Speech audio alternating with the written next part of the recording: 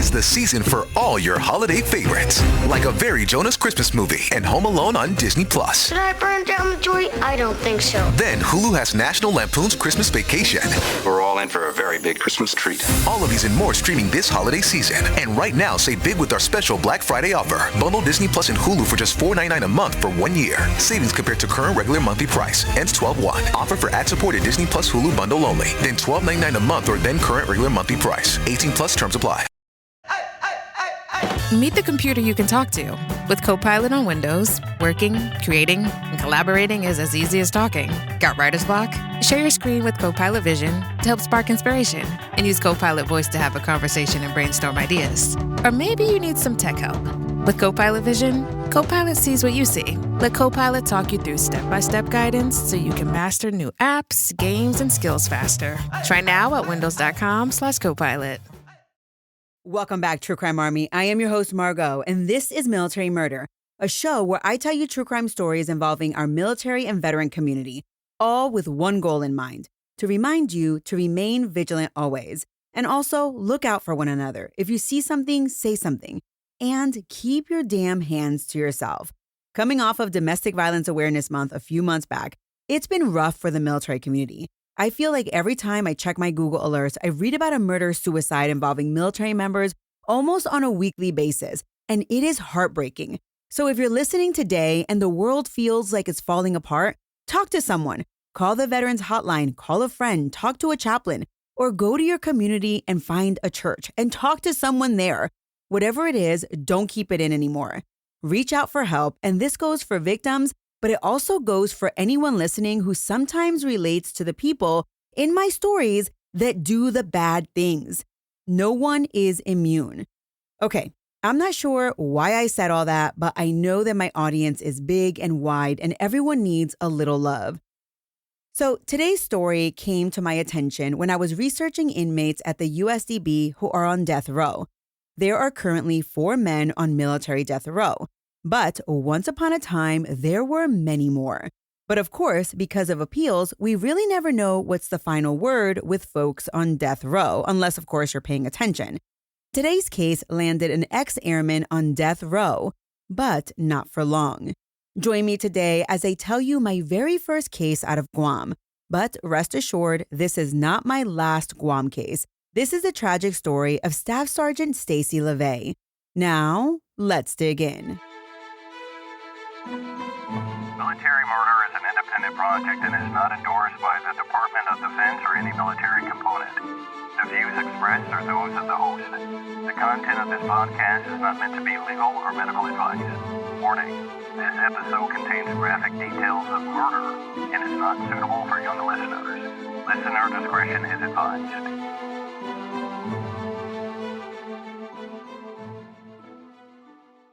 It was Christmas Eve 1991, and the Commissary at Andersen Air Force Base in Guam was packed. If you ever lived on base, you know the Commissary is the grocery store for military families. And on holidays overseas, it becomes pure chaos. Last-minute shoppers were grabbing turkeys, canned yams, pies, everything they needed for their Christmas dinner. That night, when the Commissary finally closed, the cash clerk followed the standard end-of-day cash handling procedure. She tallied the register totals, prepared the night deposit, sealed the bank bag, and because the cash on hand exceeded $25,000, she called security police, what we now call security forces, and she called them to request an armed escort. A patrolman was dispatched, and the plan was simple and routine. The clerk would drive her personal vehicle to the bank just a few blocks away, and the patrolman would follow behind in his marked patrol car. Once they arrived, the patrolman would walk her down the breezeway to the night deposit box by the front entrance. She'd drop the money bag, and they'd both head home. But that's not how it always went. Because for weeks leading up to Christmas Eve, one security police airman, Senior Airman Jose Simoy, a Guam local, had been planning to rob that very cash drop. Simoy wasn't guessing about the procedure, you see. He knew the routine because he'd personally served as the escort more times than he could count. Security police regularly practiced scenario drills for exactly this situation, a robbery attempt during a cash transfer. So Simoy knew precisely how quickly he'd need to act and exactly where the vulnerabilities stood. But he also knew he wouldn't be able to pull this off alone. And because he was from Guam, Simoy had a built-in pool of accomplices. He pulled together a crew. It was 6 people total. His younger brother, Dennis Simoy, Dennis's friend, Joseph Che Wolford, 2 Filipino H-2 workers identified in court records only as Nito and Teak Boy, another associate named Jesus Ramos, and of course, Jose Simoy himself. Simoy explained the plan. 2 men would ambush and knock out the police escort, not kill him, just incapacitate him. 2 others would grab the bank bag from the clerk. Wolford was told to bring his semi-automatic rifle to control the police escort. I mean, that phrase alone should tell you how poorly thought out this was. To get everyone familiar with the scene, Simoy led multiple scouting runs around the base. He drove the group through the commissary lot, past the bank, and pointed out where each person would stand during the ambush. But it was during one of these scouting drives that red flags really started waving high. As they approached the bank, Wolford asked, "What if one of us has to shoot? Will anyone in the office hear it?" You're probably wondering, what office? Well, that's when it clicked. The bank was located in the same building as Security Police headquarters. Dispatch, the police desk, the place that is manned literally 24 hours a day, 7 days a week. Yes, these men were planning a robbery right outside of the police station. Wolford had the sense to ask about gunfire. Simoy, though, he brushed it off, saying the sound wouldn't travel because there were 2 sets of doors, as if double doors somehow makes a building soundproof. Another accomplice, Jesus Ramos, also voiced concern. "Are you sure it's going to be easy to commit a robbery on base?" he asked. Again, Simoy waved it off. He kept insisting the plan was easy, bragging that he'd escorted the cash clerk many times and knew exactly what to expect. Back at Dennis's off-base home, Simoy even drew a diagram of the heist. He assigned positions, identified ambush spots, reminded Wolford to bring the rifle, and designated himself as the getaway driver. The date was set. Christmas Eve 1991, Simoy thought it was a perfect night because the registers would be full from frantic holiday shopping. But when Christmas Eve arrived, Simoy's well-oiled machine fell apart. Nito and Teak Boy were MIA, and Wolford announced that he was going to a party instead, which meant that half of Simoy's crew had bailed on him. A sensible person would have scrapped the entire idea right then and there, but Simoy wasn't sensible. Determined not to abandon his payday, he convinced the remaining 3, himself, Dennis, and Ramos, to go through with it anyway. So they hyped themselves up, they drove onto base and realized immediately, oh, darn, they were too late. The clerk and her escort had already completed the night deposit. Deflated and still broke, they drove off.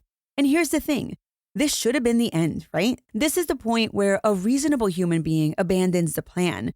But in true military true crime fashion, that is not what happened.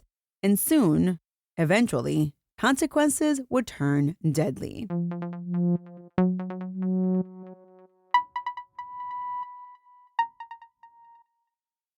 This episode is brought to you by Greenlight. Get this. Adults with financial literacy skills have 82% more wealth than those who don't. From swimming lessons to piano classes, us parents invest in so many things to enrich our kids' lives. But are we investing in their future financial success? With Greenlight, you can teach your kids financial literacy skills like earning, saving, and investing. And this investment costs less than that after-school treat. Start prioritizing their financial education and future today with a risk-free trial at greenlight.com/Spotify. Greenlight.com/Spotify. With new, gentler scented Clorox disinfecting wipes, clean finally smells as good as it feels. On everything from lamps to ceiling fans. Even on your kid's toy shark. Oh, ouch. Clorox disinfecting wipes, now available in crisp lemon. Find it on Amazon. Clorox, clean feels good. 4 days after their failed Christmas Eve attempt, Jose Simoy tried again. But once again, this man was late. By the time they reached the bank, the cash clerk had already made the night deposit. And that's when Jose made a decision. Sunday, December 29th, would be the day. At this time, he vowed they wouldn't be late. In fact, they would be early. On the evening of Sunday, December 29th, the crew was down to 5. Jesus Ramos wasn't available, but Jose didn't care. He wasn't letting another opportunity slip through his fingers. Before leaving, he borrowed his sister's red Toyota Camry. Into the car, he loaded 2 lead pipes, a rock, and the remaining members of his makeshift crew. At 7:30 p.m., Jose rolled up to Andersen Air Force Base's main gate in the red Toyota. Since the car didn't have a base decal because it wasn't his, he needed a temporary visitor pass. Normally, this process is strict. Document the car, log every single passenger, and verify sponsorship. But that night, there had been an accident right outside the gate. The security police airman handling IDs was distracted, overwhelmed, and when he saw Jose, another security police troop, he simply handed him the clipboard and told him to fill out the paperwork himself. Jose didn't list everybody in the car, and because the back windows were tinted, the gate guard never saw the men crouched in the back seat. Once on base, Jose drove to the passenger terminal parking lot across from the commissary, and they just waited.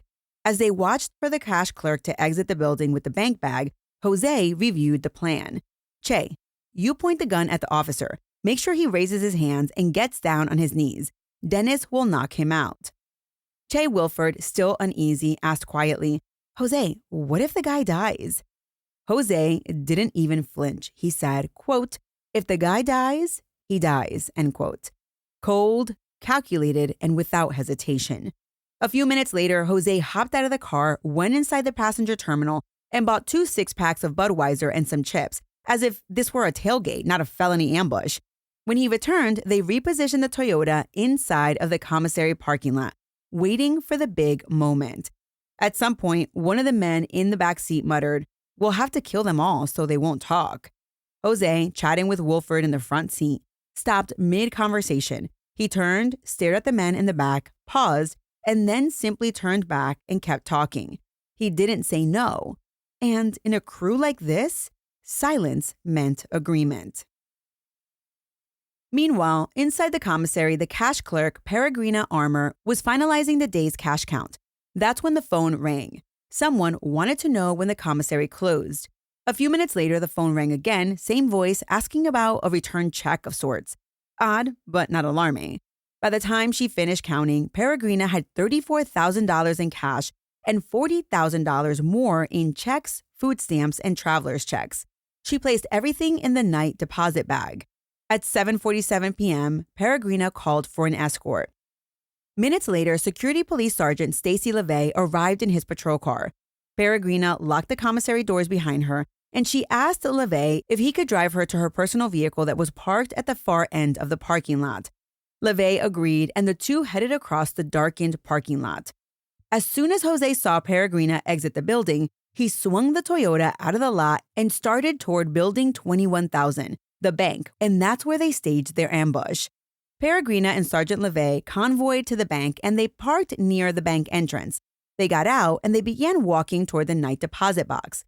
Then Peregrina heard someone call out sharply, "Hup!" She turned and saw a masked man coming toward her. She spun to run, but another man stepped out, blocking her path. Now, those two masked men would later be identified as Nito and Teak Boy. Behind her, Che Wolford rushed up on Sergeant Levay. "Freeze!" he said. He pointed the semi-automatic rifle directly at Sergeant Levay's chest. Levay reacted instantly. His training kicked in, and he grabbed the rifle and began wrestling for control. Suddenly, though, Dennis Simoy appeared from the shadows, and he brought a lead pipe crashing down onto the back of Levay's head. At the same moment, either Nito or Teak Boy ripped the bank bag from Peregrina's arms and punched her in the stomach, knocking the wind right out of her. She fell to the ground, and she couldn't see what happened next. But she could hear it. She later described the sound as, quote, like someone breaking a coconut open, end quote. And sadly, that sound was Dennis Simoy striking Sergeant Stacy Levay in the skull with the pipe. He did this at least 5 times. As Dennis bludgeoned the sergeant, the other 3 attackers sprinted to the red Toyota where Jose was already behind the wheel. As soon as the door slammed shut, Jose peeled out, only to realize something was wrong. Dennis, his brother, wasn't in the car. Jose then threw the Toyota into reverse, and Dennis dove in, carrying Sergeant Levay's service weapon and radio. Just then, headlights swept across the lot. Another vehicle had entered. The driver was Technical Sergeant Donald Markwart from the 633rd Mission Support Squadron. Now, that squadron worked upstairs in that same building. Markwart had gone back to the dorms earlier that day, but returned to grab a few work items that he'd forgotten. As he entered the parking lot, he noticed Levay's patrol car with the dome light on, and then he noticed the red Toyota with 3 men sprinting toward it. Markwart thought it was weird, but he wasn't alarmed. He parked, he leaned over to grab his wallet, his soda, and a bag of popcorn, and he was just getting ready to, go on his way. Now, inside the Toyota, though, panic erupted. Wolford turned to Jose and asked, "Do we have to kill him?" Jose Simoy, who truly believed he was some kind of mafia boss, said calmly, "Yeah, kill him." And here's where the record gets real messy, y'all. I do want to point out that we did request a court-martial transcript for this case 4 years ago. And then finally, we got it this year, and it was over 1,000 pages of court transcript. We got it because there's not much information about this case. But then as we were reading through it, we realized that there are some things, even in the official record, that are still unclear. Like who was sitting where in that red Toyota after Sergeant Levay was beaten, and whether it was Teak Boy or Nito who did the following. The only thing that everyone in that red Toyota agreed on at that point was that Jose gave the order to kill. After giving the order, Jose said something in a different language to either Nito or Teak Boy. Now, the man in the front passenger seat handed a knife to someone in the back. That person, either Nito or Teak Boy, jumped out and sprinted towards Sergeant Marquardt's car. Sergeant Marquardt didn't see him coming. He was still bent over retrieving his things when his passenger door flew open. The dome light was out, so Marquardt couldn't see the attacker's face. The man, though, grabbed Marquardt, trying to haul him out of the car. Despite the confusion, Sergeant Marquardt fought back, kicking, punching, resisting with everything he had. Then, suddenly, the attacker jerked his arm back, hesitated, and ran. The man then jumped into the red Toyota, and the vehicle sped off into the night. Marquardt sat there for a second. He was disoriented. He was trying to process what the heck had just happened. And that's when he heard a strange sound. A sharp, wet, sucking sound. He looked down and his shirt was soaked in blood. The sound that he was hearing was air escaping his chest from a punctured lung. He had been stabbed and hadn't even realized it. All right, when we left off, everything was happening simultaneously. The scene outside of the law enforcement building was pure chaos, and it happened in a matter of minutes. While Technical Sergeant Marquardt was being attacked, Dennis Simoy was just finishing his brutal beating of Sergeant Stacy Levay only a few yards away. And remember, this wasn't happening in some remote corner of the base. This was taking place in the parking lot of the law enforcement building itself, right outside Security Police headquarters. Well, inside the building, Senior Airman Joseph Davis was on duty working the law enforcement desk. As he sat there, he suddenly heard a loud noise outside. Something that was big enough to pull his attention away from the desk. He assumed that someone might be trying to break into the vending machine, so he stepped outside to check it out. When he poked his head out the door, he saw something far more alarming. A man crouched near the bank entrance holding what appeared to be a crowbar. Immediately, Davis thought, "Oh crap, someone's trying to break into the bank." He ran back inside to alert the others, and then he returned outside and ordered the man to halt. But the second Davis yelled out, the man bolted, sprinting toward a red Toyota. The man jumped in and the car sped off. Now, Davis chased after the vehicle on foot long enough to catch a glimpse of the license plate. It was AEG 774. Later, when investigators questioned Davis, he admitted he hadn't gotten a perfect look at the man's face. But what he did notice about the man was that he appeared to be Chamorro, which is the indigenous people of Guam. He was roughly 5'7" tall, about 185 pounds, and had black hair. And even though this description seems vague to us, this description would become crucial. Now, realizing the getaway car had to be heading for one of the base gates, Airman Davis immediately radioed the law enforcement desk. He wanted to get the entire squad spun up and searching for that vehicle. But before he could fully explain what he'd seen, he noticed movement in the grass nearby. It appeared that someone was down. As he got closer, Davis realized it was Technical Sergeant Donald Marquardt. He was sitting upright, but he was bleeding heavily.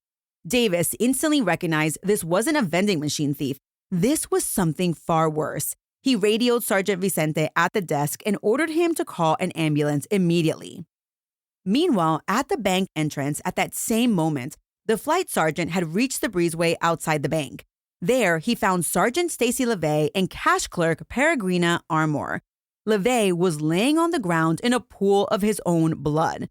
Blood spatter covered the exterior wall. His head wounds were catastrophic. They were so severe that the flight sergeant could tell instantly that this was a life-threatening situation. Levay had a pulse, but it was faint. The flight sergeant immediately began CPR. Peregrina, still in shock, looked up through tears and managed to speak. "We've been robbed." Another cop ran over to help with CPR, and for a brief moment, Levay's pulse would return, only to fade again, and then it would return, and then it would fade. But these cops who were giving him CPR, they refused to give up. When the ambulance arrived, the flight sergeant climbed in with Stacy Levay and continued CPR the entire ride, which was all the way across the island to the nearest military hospital with an ER. It was a desperate attempt to save the life of a fellow cop, and it showed just how much carnage the Simoy crew had unleashed in only minutes.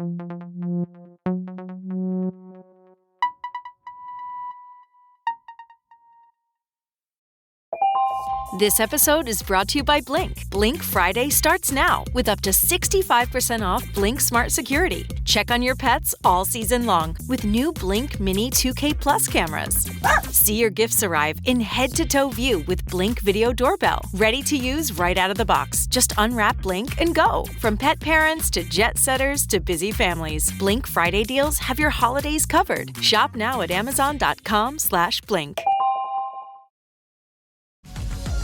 Say hello to the all-new Alexa Plus and see how Alexa can do so much more for you. Need tickets to see your favorite artist? Craving your comfort restaurant? Just sit back, relax, and talk naturally. Alexa's on it. It learns your style, anticipates what's next, and makes it happen across Echo, Fire TV, and more. Learn more at Amazon.com/new Alexa. Introducing Meta Ray-Ban Display, the world's most advanced AI glasses. With a full-color display built into the lens of the glasses, it's there when you need it and gone when you don't. Send and receive messages, translate or caption live conversations, collaborate with Meta AI, and more. Be one of the first to try Meta Ray-Ban Display. Visit meta.com/Meta Ray-Ban Display to book a demo and find your pair. Back at Andersen, the crime scene was still chaos. But to understand what happened next, we need to rewind because the timeline of the perpetrators was unfolding just as fast. When Dennis Simoy and the attacker who stabbed Sergeant Marquette sprinted back to the Toyota, Dennis was clutching Sergeant Levay's duty weapon and his radio, both taken from Levay's limp body. And because they now had a security police radio in their possession, the group could hear every single thing being broadcast over dispatch. They heard the order to lock down all the base gates, trapping the perpetrators inside. They heard the bolo describing the red Toyota. They heard the license plate number AEG 774. They knew exactly what law enforcement knew, and they knew time was running out. Jose wasn't about to get caught at a gate, and he knew the base layout like the back of his hand. So instead of driving toward an exit, he sped toward the far perimeter road near the back gate and rammed the Toyota straight through a chain link fence. And it worked. They were off the base and they drove into the night. As they sped away, they began hurling evidence out of the windows. The knife, the lead pipes, the beers, even the rock. And once they felt that they had some distance, Jose dropped off Nito and Teak Boy at a bus stop. And then, because this case can only get stranger, the remaining men headed to a birthday party. That's right. They went to celebrate the birth of another human being. You see, Jose's godfather was throwing a party, and these men, fresh from murdering or almost murdering a cop and stabbing another human, walked right in to the party and started celebrating like nothing had happened. But Jose couldn't shake the adrenaline. Something kept gnawing at him, and it was the red Toyota. Jose eventually pulled Wolford aside and told him to go outside and move the Toyota somewhere safer. And while you're out there, change the license plate. Che Wolford agreed to move the car, but he refused to swap the plates. So Jose took matters into his own hands. He went to the car and began meticulously wiping every surface, removing fingerprints. Che Wilford watched, confused, and asked, "Why are you wiping the car? You might as well burn it." Jose froze, and then he thought about it. And then he decided, yes, let's burn my sister's car.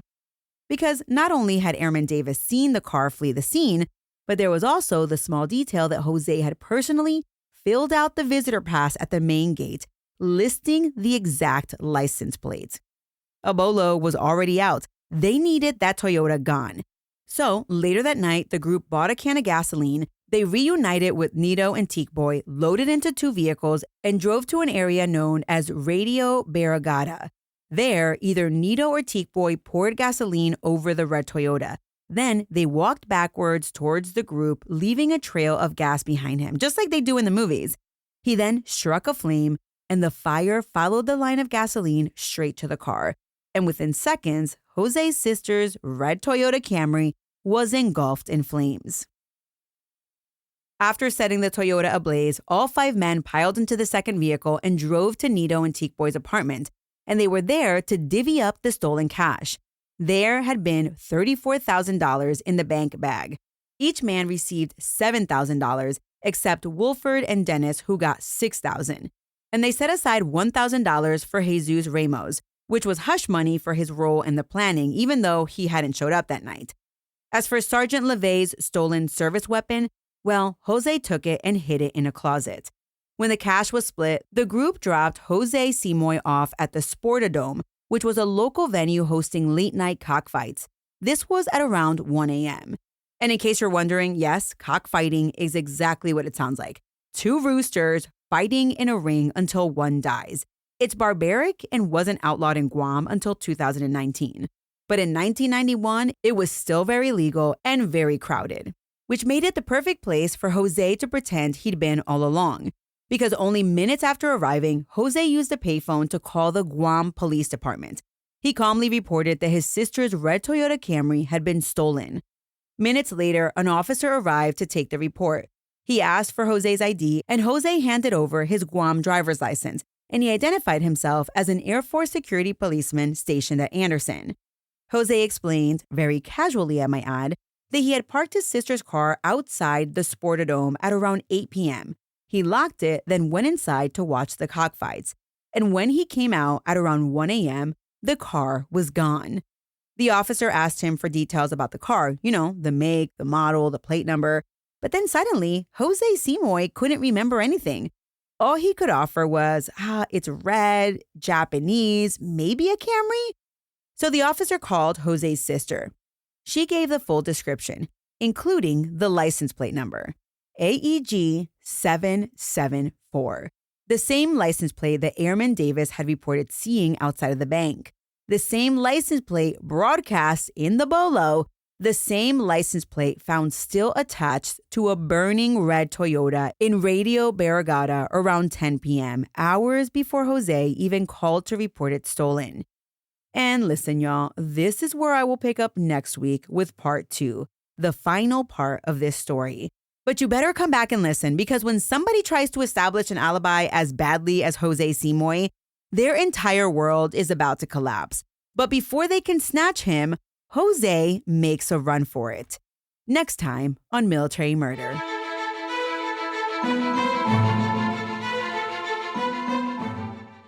True Crime Army, I hate to leave you on this cliffhanger, but there is just so much to say on this case. And trust me, I thought I had heard the most bizarre of Air Force cases, but someone attempting to rob from the commissary and actually beating and stabbing people outside of the Security Forces building is just unheard of on these Air Force streets, I need to give a shout out to my girl Myrtle for reading through the trial transcript and for collaborating on writing this script. She is amazing. My sources for this episode include the 1,300-plus page record of trial, various appellate court opinions for Jose and Dennis Simoy, as well as reporting by Pacific Daily News. Military Murder is a Mama Margot production. The music was created by Tie-Ups. Until next time, remember, you never really know what someone is capable of, so remain vigilant always. You have a fabulous week, and I'll keep digging to bring you the conclusion of this military murder story next week.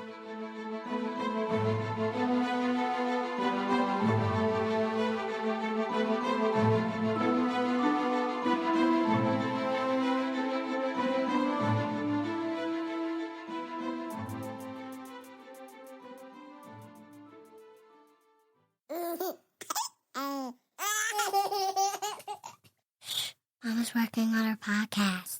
I don't want to.